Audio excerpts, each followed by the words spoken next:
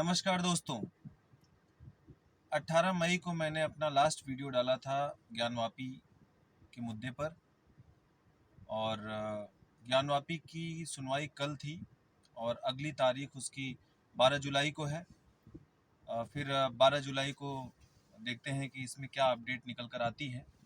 आज बात करते हैं उदयपुर हत्याकांड की, जिस पर सुप्रीम कोर्ट ने कहा, सुप्रीम कोर्ट के दो जजेस जो भी इसकी सुनवाई कर रहे थे, सुप्रीम कोर्ट ने कहा कि इस देश में जो कुछ भी हो रहा है वह सब नुपुर शर्मा के कारण हो रहा है। अब मुझे ज़्यादा डिटेल में नुपुर शर्मा के मुद्दे के बारे में आपको बताने की ज़रूरत नहीं हुई। पिछले 1-1.5 महीने से जो देश में आग लगी हुई है उसके पीछे नुपुर शर्मा का ही नाम बार बार आता है। देखिए, मैं इस वीडियो में नुपुर शर्मा को डिफेंड करने या उनके बचाव में नहीं आया हूँ और ना ही मैं नुपुर शर्मा के विरोध में आया हूँ। मैं सिर्फ इस बात का विश्लेषण करने आया हूँ कि सुप्रीम कोर्ट ने जो फैसला दिया, मुझे लगता है कि कल गलती से, भूल से जो जजेस उसकी सुनवाई कर रहे थे या जो उन्होंने नुपुर शर्मा पर जो टिप्पणी की कि पूरे देश में, पूरे भारत में जो कुछ भी हो रहा है इस समय, उसका कारण नुपुर शर्मा है। और उदयपुर में जो भी हत्या हुई, जिस तरह से उस टेलर की, हिंदू टेलर की, उसका कारण कहीं ना कहीं नुपुर शर्मा है। ये जजेस मुझे लगता है पिछले दिन कहीं पार्टी वार्टी में गए होंगे। इन्होंने दारू पी और वो उतरी नहीं, ऐसा लगता है, क्योंकि जिस तरह से उन्होंने टिप्पणी की है वो समझ में नहीं आता कि कोई मुझे लगता ही नहीं कि, मुझे मतलब मानने को दिल ही नहीं करता कि कोई सुप्रीम कोर्ट इस तरह की टिप्पणी कर सकता है बिना सामने वाले का पक्ष सुने। सुप्रीम कोर्ट को किसी का न पक्ष लेना चाहिए और न किसी की भावना, पहले से जो किसी ने कहा हो उस पर जा करके या मीडिया न्यूज़ देख करके उसको फैसला करना चाहिए। सुप्रीम कोर्ट ने फटकार लगाई कि सारे देश में नुपुर शर्मा जो है बवाल का कारण है, उदयपुर हत्या भी उनके कारण हुई। उस समय उमेश हत्याकांड, जो कि अमरावती की घटना है, वो प्रकाश में नहीं आई थी क्योंकि उस समय उद्धव सरकार थी। उद्धव सरकार ने उस मैटर को दबाए रखा और कहीं ना कहीं उसको लूट का केस बनाने की कोशिश की गई। अब जब जाके वहां की सरकार बदली है तो उमेश हत्याकांड सामने आया, जो उदयपुर से पहले इसी तर्ज पर घटना वो हो चुकी थी। दोस्तों, सुप्रीम कोर्ट को ये बात समझ में नहीं आई क्या कि 2611 जो गाड़ी का नंबर था, उसके 2611, वो नंबर नुपुर शर्मा की वजह से लिया गया था, वो भी 9 साल पहले। 9 साल पहले वो लोग ट्रेनिंग लेते हैं, बाइक लेते हैं, पूरी तैयारी से कत्ल करते हैं, और नुपुर शर्मा, और कमाल की बात है, काली माता का अपमान हुआ है। काली माता को सिगरेट पीते हुए एक फिल्म के पोस्टर में दिखाया गया है। अभी तक गला नहीं कटा है किसी का, ना हम लोगों ने काटा है और हम काटेंगे भी नहीं, क्योंकि मैंने अपने पहले वीडियो में आपसे कहा था कि जो हम लोग हैं, हम ब्रह्म के उपासक हैं। हम ब्रह्म को मानते हैं, ईश्वर को मानते हैं, और ये समझते हैं कि ईश्वर सबको सद्बुद्धि देता है और वही न्याय अन्याय कहीं ना कहीं किसी माध्यम से करता है। हमारे ईश्वर का कोई अपमान अगर करता है, उड़ाता है मजाक, तो हमें भी कष्ट होता है, हम उसका विरोध करते हैं, उसके लिए लड़ते हैं, अपनी बात रखते हैं, लेकिन हम वैचारिक रूप से लड़ते हैं, हम अपनी बात रखते हैं, हम हत्या नहीं करते, हम गला नहीं काटते। ये हमारे धर्म ने हमको सिखाया ही नहीं। और कमाल की बात, मैं तो बड़ा आश्चर्यचकित हूँ कि जिस नबी की शान में गुस्ताखी हुई और उसको मानने वाले, उसके रहनुमा जो हैं, मेरी उर्दू शब्द में गलती हो सकती है, रहनुमा नहीं, जो नबी को मानने वाले लोग हैं, जो मुसलमान हैं, ऐसे कहना चाहूँगा, जो मुसलमान हैं, जो गला काट रहे हैं और जो ये नारा लगाते हैं कि सर तन से जुदा, वो मुसलमान उस नबी को बहुत प्यार करते हैं, बहुत मानते हैं। वो नबी कैसा होगा जिसको प्यार करने वाले लोगों का गला काटते हैं, जो उन पर बुराई करती है। एक तरफ तो मैंने कहानियों में सुना है कि वो बड़े क्षमाशील थे, उन पर कोई पत्थर मारता था तो उसके लिए दुआ मांगते थे। मुझे तो लगता है वो सारी बातें झूठी हैं। नबी को मानने वाला सिर्फ आतंकवादी होता है, नबी को मानने वाला सिर्फ गला काटता है। लेकिन सुप्रीम कोर्ट को ये बात समझ में नहीं आई। सुप्रीम कोर्ट ने कहा सारी घटनाओं का कारण नुपुर शर्मा है। क्या उमेश हत्याकांड का कारण नुपुर शर्मा है? उदयपुर हत्याकांड का नुपुर शर्मा है? गुजरात के किशन हत्याकांड का नुपुर शर्मा है? ताज पर जो हमला हुआ उसके लिए नुपुर शर्मा जिम्मेदार है? कश्मीर से लाखों हिंदुओं को भगाया गया उसके लिए नुपुर शर्मा जिम्मेदार है? छोटे छोटे बच्चों को बिरयानी खिला करके तोड़फोड़ कराना, पत्थरबाजी कराना।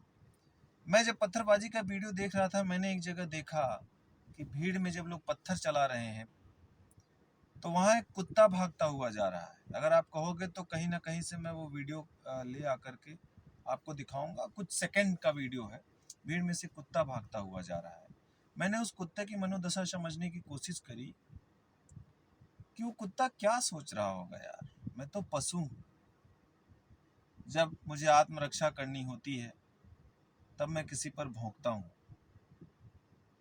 तब मैं उसको काटने के लिए दौड़ता हूँ, और तब भी ये लोग मुझे लात मारते हैं। और ये लोग कैसे हैं जो आपस में एक दूसरे का ही खून बहा रहे हैं, पत्थर बरसा रहे हैं। मतलब ये तो मेरी कल्पना है। उस कुत्ते के मन, वो भाग रहा था बचने के लिए, उसको क्या फील आता होगा जब ये पत्थरबाजी की घटना आग लगाई जाती है। तो आप समझते हैं कि जो पशु पक्षी वहाँ होते हैं, वो गाय हो गई, कुत्ते बिल्लियाँ हो गए, जो घरों में रहते हैं इंसानों के बीच, उनके मन में कैसा ख्याल आता होगा।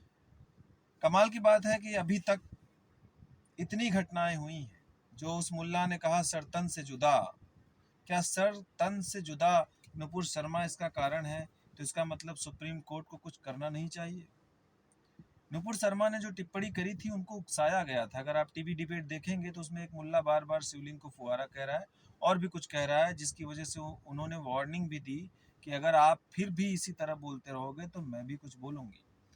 सोचने वाली बात है कि नुपुर शर्मा ने जो भी टिप्पणी करी, उस टिप्पणी को जो नुपुर शर्मा ने उस समय आवेश में कहा, क्या वो सारी बातें उन्होंने अपने ही मन से कही, कहीं से जानी नहीं होंगी, कहीं से सुनी नहीं होंगी? अरे इस तरह की बातें आपको गूगल पे भी और लोगों से बातचीत करते हुए आपको इस तरह की बातें पता चल जाएंगी। कुछ मुसलमान फेसबुक पर आके कहते हैं कि भगवान श्री राम का 6 वर्ष की सीता से हुआ विवाह, तो वो भी मतलब सम्मानी नहीं। अब आप बताइए, 53-55 वर्ष के व्यक्ति का विवाह 6 वर्ष की लड़की से हुआ, आयशा से।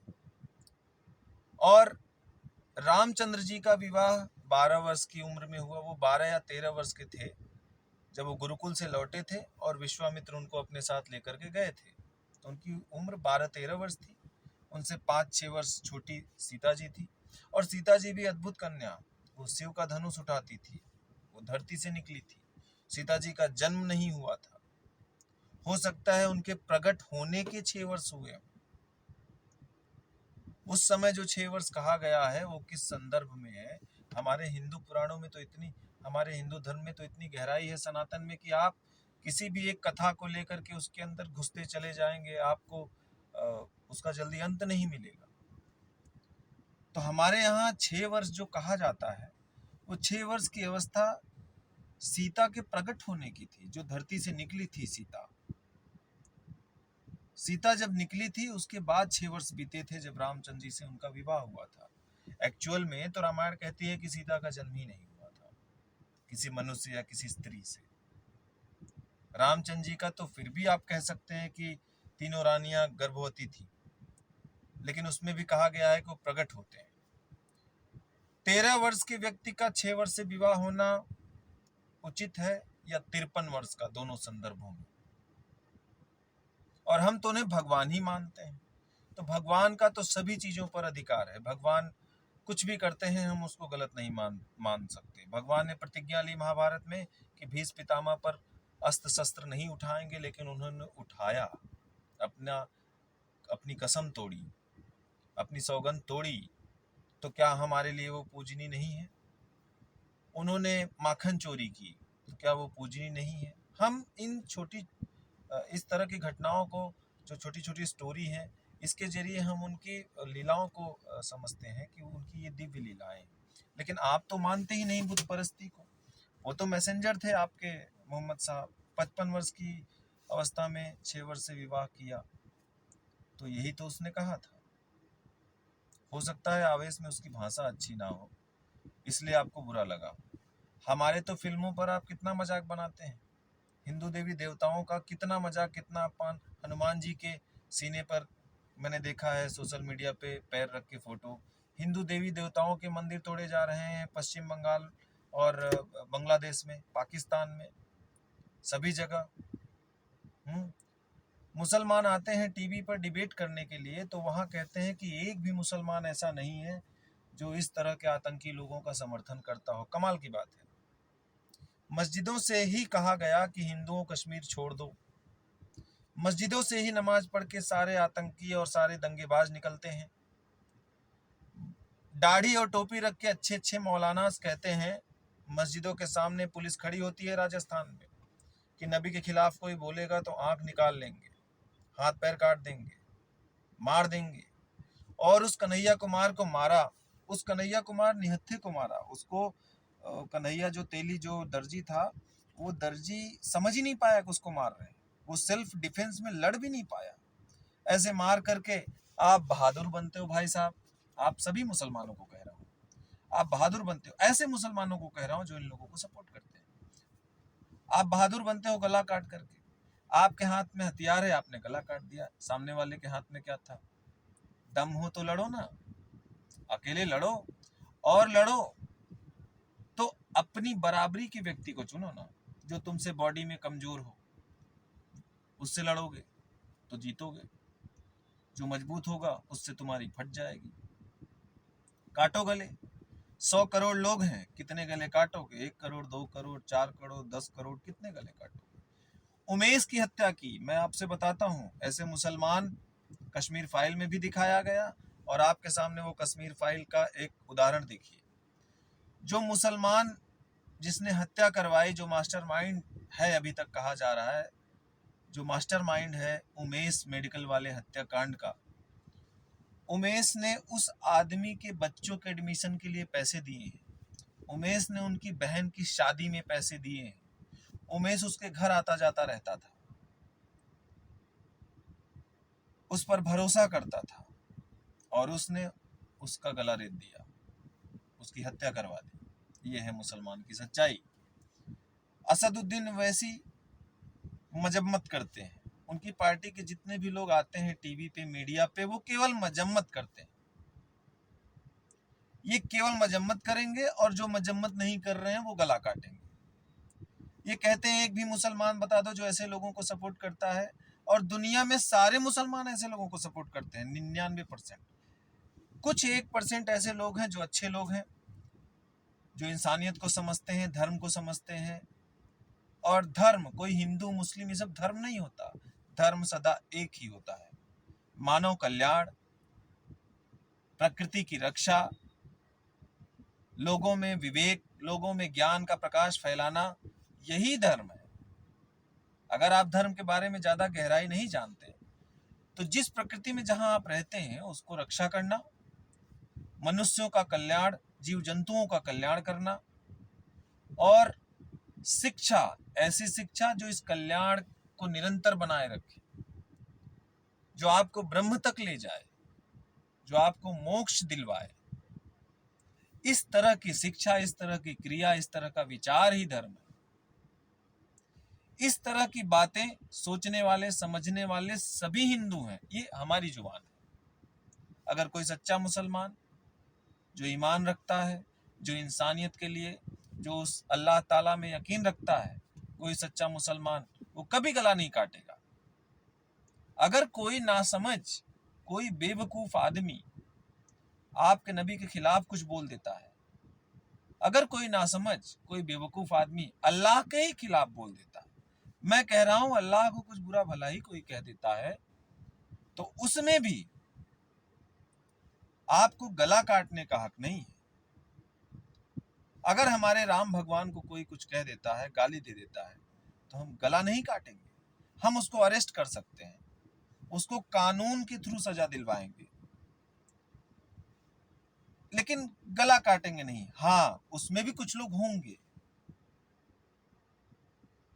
जो गला काटने की बात ऐसा गुस्से में कह सकते हैं, लेकिन फिर भी लाखों करोड़ों में कोई एक होगा जो इस तरह की मानसिकता, हम उसको भी इंसान नहीं मानते कि वो धर्म पे है। धर्म या उर्दू में कहें मजहब, अलग अलग भाषाओं में अलग अलग चीज है, लेकिन मैं अपनी भाषा की बात कर रहा हूँ। आपके नबी के खिलाफ कोई बोल दे तो आपको गला काटने का हक नहीं है। आप जरा सोचो कि आप गला काटोगे तो सामने वाला क्या समझेगा कि ऐसा नबी जिसके बारे में एक आदमी ने गलत बोला, उसके लिए आप किसी बेकसूर का गला काट रहे हो। अरे नुपुर शर्मा का ही गला अगर किसी तरह काटा होता, मैं जस्टिफाई नहीं कर रहा हूं, तो भी समझ में आता कि बदला लिया। तुम लोग तो बेकसूरों का गला काट रहे हो, तुम लोग बेकसूरों का गला काट रहे हो। सुप्रीम कोर्ट के जजेस पता नहीं भांग खा के आते हैं या क्या करके आते हैं, वो नुपुर शर्मा को सभी चीजों का जिम्मेदार बताते हैं। अरे जहां गला कट रहा है नुपुर शर्मा जिम्मेदार है, और जो गला काट रहा है वो जिम्मेदार नहीं है। जो गला काट रहा है उसको जिम्मेदारी नहीं देनी चाहिए। ये तौकीर रजा, पाकिस्तान का जिलानी, असदुद्दीन ओवैसी, ये लोग किस तरह का बयानबाजी। एक तरफ कहते हैं कानून को मानेंगे, जब इनके पक्ष का काम आता है फैसला तो ये कानून को मानते हैं, जब इनके मन का फैसला या टिप्पणी नहीं होती तो ये कानून को नहीं मानते। इस देश में कहते हैं एक भी मुसलमान ऐसा बता दो, क्या अफजल मुसलमान नहीं था, कसाब मुसलमान नहीं था, हाफिज सईद मुसलमान नहीं है, बुरहान वानी मुसलमान नहीं था, बिट्टा कराटे मुसलमान नहीं था, यासीन मलिक मुसलमान नहीं है,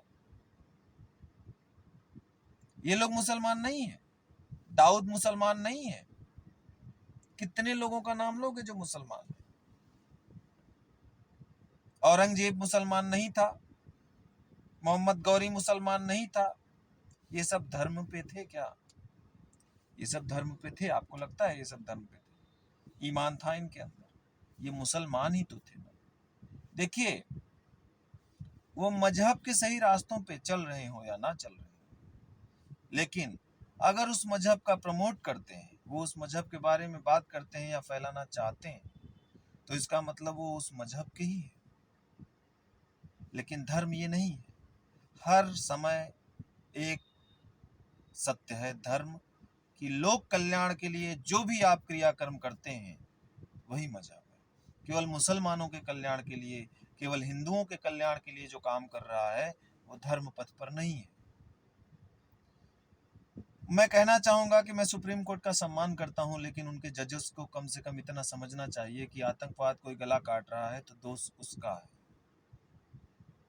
चाहे कोई कुछ भी कहे। मैं उस मुसलमान, सच्चे मुसलमान से कहना चाहूंगा कि आप अगर अल्लाह में इबादत करते हैं, अल्लाह में भरोसा रखते हैं, मानते हैं, तो आपको अल्लाह पर ही भरोसा रखना चाहिए। वह अल्लाह सर्वशक्तिमान है, और वह अल्लाह शैतान में भी है, इंसान में भी है। उससे ज़्यादा शक्तिशाली, उससे ज़्यादा ताकत किसी में नहीं है। वो समय आने पर फैसला कर देगा। आप गला ना काटें। अरे अल्लाह को या भगवान को बुरा बोलने वालों की जीभ गल जाती है। और हर आदमी, तुम आज गला काटे हो कन्हैया का, वो 10 साल, 20 साल, 50 साल, 60 साल में मरता ही। क्या वो अमर थोड़ी था? उसको तो मरना ही था, हमारी गीता कहती है। लेकिन तुमने जो उसको मारा है, इस बेकसूर को, ये तुम्हारी बहादुरी नहीं है। और याद रखो, हिंदू डरता नहीं है, हिंदू डरता नहीं है। हम किसी को छेड़ते नहीं है, और अगर कोई छेड़े तो छोड़ते नहीं है। पाप कर रहे हो और तुम्हारे पाप का घड़ा भर रहा है। मुसलमानों, तुम्हारे पाप का घड़ा भर रहा है। इस तरह की जो तुम हरकतें करते हो ना, उसमें से तुम्हें पता नहीं कि देश में बहुत सारे ऐसे अंधे सेकुलर लोग, मूर्ख हैं, जो बहके हुए हैं, गुमराह हैं। तुम्हारे इस तरह के गला काटने की हरकत से हम हिंदुओं में एकता आ रही है और हम जग रहे हैं। 100 करोड़ लोग हैं, कितने का गला काटेगा? एक आदमी 10 लोगों का ही गला काट सकता है अधिक से अधिक, 5 लोगों का, करोड़ों का तो नहीं। और 20 करोड़ मुसलमान, 25 करोड़, सारे तो गला नहीं काटेंगे ना। तो काटो, काटो गला। प्यार का भाषा नहीं समझोगे तो तुम काटो गला। कन्हैया का काटो, किशन का काटो, पाल घर में साधुओं को मारो, जो करना है करो, लेकिन याद रखना समय सब बदल देता है। भारत में एक दो राज्य बचे हैं जहां कांग्रेस है, एक दो राज्य ऐसे बचे हैं जहां कुछ ऐसी पार्टियां हैं, लेकिन याद रखो सब जगह भगवा लहराएगा, सब जगह बीजेपी की सरकार होगी। समय लगेगा। तुम आग लगा करके देश में नफरत फैला रहे हो, फैलाओ। हम धर्म पर हैं, हम ब्रह्म को मानते हैं, हम गला नहीं काटते, इसलिए छेड़ो मत। और ये जो कन्हैया का गला काटा है ना, ये गला काटने के बाद शायद तुम्हें पता नहीं कि समय किस तरह परिवर्तन लेगा, और तुम अपने दिल में झांक कर देखो, डर तो अब तुम्हें भी लगने लगा है। मैं उन सभी आतंकवादियों से, सभी मुसलमानों से कह देना चाहता हूं जो देश के विरोध में रहते हैं, डर तो तुम्हें भी लग रहा है कि 500 सालों के बाद ज्ञानवापी में भोलेनाथ मस्जिद फाड़ कर निकल रहे हैं। डर तो तुम्हें भी लग रहा है कि हिंदुओं में इतनी एकता अचानक से कैसे बढ़ने लगी है। डर तो तुम्हें भी लग रहा है कि भगवान ने पूरे भारत पर किस तरह अपना रंग जमाना शुरू कर दिया है। डरे तो तुम तभी जब उद्धव की सरकार हनुमान चालीसा पढ़ने वाली उस नवनीत राणा को 14 दिन जेल में डाला। तुम तभी डर गए थे, क्योंकि वही वो घड़ी थी जब उद्धव का पतन शुरू हो गया था। उनके भीतर बैठे विधायकों को ये समझ में आया। उद्धव, तुम भी समझ लो, सत्ता के लिए तुमने जो है हमसे धोखा किया था। हम जनता ने तुमको जिताया था क्योंकि तुम बीजेपी के साथ मिलकर के सही सरकार चलाओगे, लेकिन तुमने ऐसा नहीं किया। तुम सत्ता के लालच में वहां चले गए और देख लो तुम्हारे कर्मों का फल तुम्हारे सामने है। तुम गदाधारी हिंदू की बात करते हो। अरे तुम गदाधारी हिंदू की बात नहीं, तुम गधे हो, गधे। तुम्हारे लड़के को विधायक बनाया है, क्या आता है उसको? सॉरी, माफ कीजिएगा, सांसद या जो भी बनाया है, तुम मंत्री बनाया है, तुम्हारा लड़का मंत्री है, उस योग्य है वो? तुम मुख्यमंत्री थे, तुम उस योग्य थे? तुम्हारी सत्ता चली गई। तुमने कंगना रनावत के घर पे जब बुलडोजर चलाया था तब भी तुमको समझ में आ जाना चाहिए था, तुम्हारा पतन शुरू है। याद रखो, स्त्रियों का श्राप कभी खाली नहीं जाता।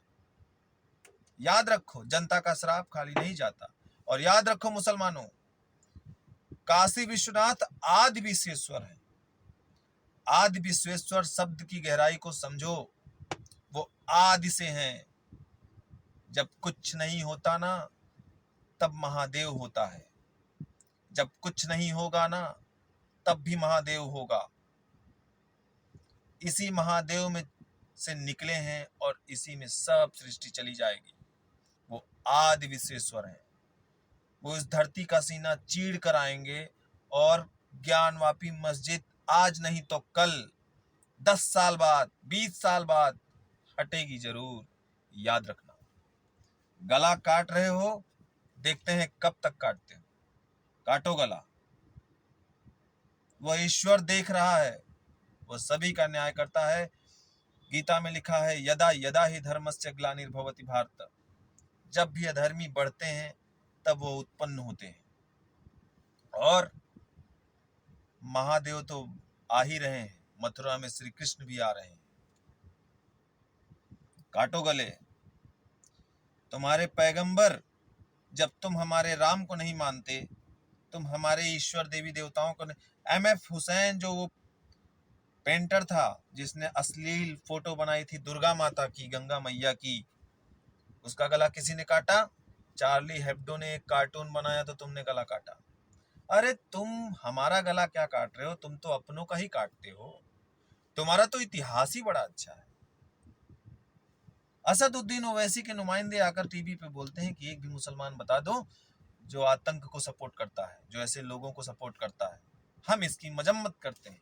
ये साले केवल मजम्मत करते हैं। अब मजम्मत करते हो, अब तुम्हारी मरम्मत होगी। और हिंदू जाग चुका है, इससे इनको डर लगने लगा है, इसीलिए टीवी पर आकर माफी मांगते हैं। मैं सभी आतंकवादियों मुसलमानों से कहता हूं कि अगर औकात है तो ललकार कर सामने से लड़ना। तेरी अगर औकात है तो तू जिसका गला काटने जा रहा है, हथियार दूर फेंक कर सामने से लड़ और देख तेरा क्या अंजाम होता है। लेकिन तुम लोग लड़ोगे नहीं, तुम लोग बुज़दिल हो, कायर हो। तुम लोग अपने उस नबी को भी बदनाम करते हो जिसने शायद कभी एक अच्छी बात कहने की कोशिश करी होगी। अरे तुम तो गला काट गला काटते ही हो अपने। तुम देखो ना, ये मोहम्मद गौरी, कुतुबुद्दीन ऐबक, किसने किसका गला काटा? दारा शिकोह को किसने मारा? सब इतिहास पढ़ा है तुम्हारा। अरे मैं कितना बोलूंगा, मेरा वीडियो बहुत लंबा हो जाएगा। दोस्तों, अस्तित्व का ज्ञान एक चैनल है यूट्यूब पे, उसको आप सब्सक्राइब करें। मेरा ये वीडियो आपको वहाँ मिल जाएगा और आपका सब्सक्राइब करना मेरे लिए बहुत बड़ा सपोर्ट है। शेयर करें, लाइक करें और वीडियो में कुछ कहना हो तो उसको आप कमेंट करें। दोस्तों, ज्ञानवापी 12 जुलाई को सुनवाई है, देखते हैं आगे क्या होता है। और माता काली का भी अपमान किया गया है, हिंदू अब भी चुप है। माता काली सिगरेट पी रही है, हमने गला किसी का नहीं काटा अभी तक। लाल किले पर ये लोग चढ़ गए, हमने गला नहीं काटा। सीएए का विरोध किया, हमने गला नहीं काटा। अग्निपथ के विरोध में ट्रेनें जलाई गई, अभी तक गला नहीं कटा है। और उस पर मैं क्या कहूं कि उस अग्निपथ में जो ट्रेनें जलाई गई उसमें भगवा रंग के रुमाल रख करके, और किन लोगों ने ट्रेनों को जलाया है आप उसको देखिए। अगर जांच की जाए तो पता चलेगा कि उसके पीछे किन लोगों का हाथ था। उसमें 40 साल 35 साल लोग और कम उम्र के बच्चे आकर के वहां पे ट्रेनें चला रहे हैं, पत्थर चला रहे हैं। देश में पता नहीं क्या हो रहा है, और सबके लिए मोदी और नुपुर शर्मा जिम्मेदार है। 57 देशों ने अभी तक कुछ नहीं बोला जो गला कटा है। नुपुर शर्मा जिम्मेदार है भाई। इस देश में जो कुछ भी हो रहा है नुपुर शर्मा जिम्मेदार है। पृथ्वीराज को जिस तरह से मारा, नुपुर शर्मा जिम्मेदार। औरंगजेब ने मंदिरें तोड़ी, नुपुर शर्मा जिम्मेदार। पालघर में साधुओं की हत्या हुई, नुपुर शर्मा जिम्मेदार। सब जगह जिम्मेदार है नुपुर शर्मा। अब नुपुर शर्मा के लिए जो बोलेगा वो जिम्मेदार हो जाएगा। जो नुपुर शर्मा के लिए आवाज उठाएगा उसका गला काट दिया जाएगा। काटो, काटो भाई, काटोगे गला तब भी जो लोग हैं उनका दिल तो यही कहेगा कि नुपुर शर्मा के साथ ज्यादती हो रही है। अगर आपको नुपुर शर्मा का बयान बुरा लग रहा था तो आप अपने मुल्लों को कहिए कि उस शिवलिंग को फुहारा कहना छोड़ दें। आप जाके फेसबुक पे, सोशल मीडिया या ट्विटर पे देखिए, हिंदू नामों से फर्जी आइडिया हैं कुछ जो कि शिवलिंग पर आपत्तिजनक टिप्पणी करती हैं। ऐसे ऐसे टिप्पणी गंदे गंदे किए गए हैं कि आपको देख करके आपका खून खौलेगा। एम्स के डॉक्टर हैं, उन्होंने टिप्पणी करी है। कुछ सीईओ हैं, उन्होंने टिप्पणी करी है। मीडिया के लोगों ने कुछ अजीबोगरीब टिप्पणी करी है शिवलिंग के खिलाफ। जरा आप सोचिए, हमने गला काटा? नहीं काटा। सारे मुसलमान ही सब करते हैं, बाद में कुछ लोग मजम्मत करते हैं। दुनिया के सबसे बड़े आतंकवादी ऑर्गेनाइजेशन कौन है? मुसलमान है। सबसे बड़े बम कांड में किसका हाथ है? मुसलमान का हाथ है। सबसे ज्यादा नरसंहार में किसका हाथ है? मुसलमान का हाथ है। कश्मीर में जो हिंदुओं के साथ हुआ उसका जिम्मेदार मुसलमान है। भारत देश को लूटा, मुसलमान है। तौकीर रजा मुसलमान है। जाकिर नाइक मुसलमान है। वो कहता है हर आतंकवादी, हर मुसलमान को आतंकवादी बनना चाहिए। और कमाल की बात है, ये कहते हैं हर आतंकवादी, हर मुसलमान आतंकवादी नहीं होता। मैं कहता हूं हर आतंकवादी मुसलमान होता है। ये मुसलमान जब तक हिंदुओं के बीच में रहते हैं, इनकी संख्या कम रहती है, तब तक ये बहुत अच्छे से रहते हैं। लेकिन जैसे ही इनकी संख्या बढ़ने लगती है या इनकी ताकत बढ़ जाती है या इनको मौका मिलता है तो ये आपके पीठ पीछे छुरा भोंकेंगे 100%। महाभारत और रामायण काल में जो असुर हुआ करते थे वो इसी मानसिकता के लोग थे, इसी तरह के लोग थे। साधु संतों की हत्या कर देना, भगवान की पूजा करने वालों को मारना। आप देखिए, यही तो थे असुर। अब उन असुरों में कुछ भक्त निकल जाते थे, जैसे विभीषण, जैसे राजा बलि, इस तरह के लोग, त्रिजटा, इस तरह के असुरों में भी भक्त निकल जाते थे। उसी तरह इन मुसलमानों में भी गलती से इक्का दुक्का कुछ लोग ऐसे होते हैं जो हीरे होते हैं। मैं मोहम्मद रफ़ी के गाने सुनकर के बड़ा हुआ हूँ और वो मुझे बहुत पसंद है। मोहम्मद रफ़ी, मैं उनका भक्त हूँ क्योंकि वो आतंकवादी नहीं थे। बिस्मिल्लाह खां आतंकवादी नहीं थे, लेकिन मैंने जितने नाम लिए वो सब आतंकवादी थे। ये लोग क्या सोचते हैं देश का क्या होगा, लेकिन इनकी इच्छा कभी पूरी नहीं होगी, गजवाए हिंद कभी नहीं होगा। और ये जो छोटे मोटे इन्होंने कांड किए हैं, ये कांड सही है। इससे देश के लोगों की आंखें खुल रही हैं और हमारे अंदर एकता आ रही है। वीडियो लंबा ना हो इसलिए नमस्कार दोस्तों, जल्दी ही मिलता हूँ आपसे अगले वीडियो में।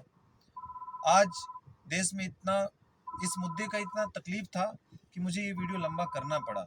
वैसे मेरी कोशिश रहती है कि मेरी वीडियो 10 से 20 मिनट के अंदर ही समाप्त हो जाए दोस्तों। आज 10 मिनट एक्स्ट्रा है, इसलिए अगली बार से वीडियो मैं कम से कम करने की कोशिश करूँगा। दोस्तों, हम सबको एक होकर के रहना है और भारतीय जनता पार्टी, मैं मानता हूँ कि गलत हो, सही हो, जो भी हो, लेकिन इसके अलावा, इस पार्टी को जिताने के अलावा हमारे पास विकल्प नहीं है। और जो विरोधी पार्टियां हैं वो मोदी को भी मारना चाहते हैं, वो आतंकवादी भी मोदी को ये लोग चाहते हैं कि मोदी मर जाए। और कितने सालों के बाद एक ऐसा प्रधानमंत्री मिला है भारत को जो देश विदेशों में सारे देशों को अपने मंच पे लाने की कोशिश कर रहा है। आपने वो देखा होगा कि किस तरह से अमेरिका ने हाथ मिलाया भारत के साथ। सब लोगों को ये बात समझ में आ रही है और ये सब इसलिए हो रहा है क्योंकि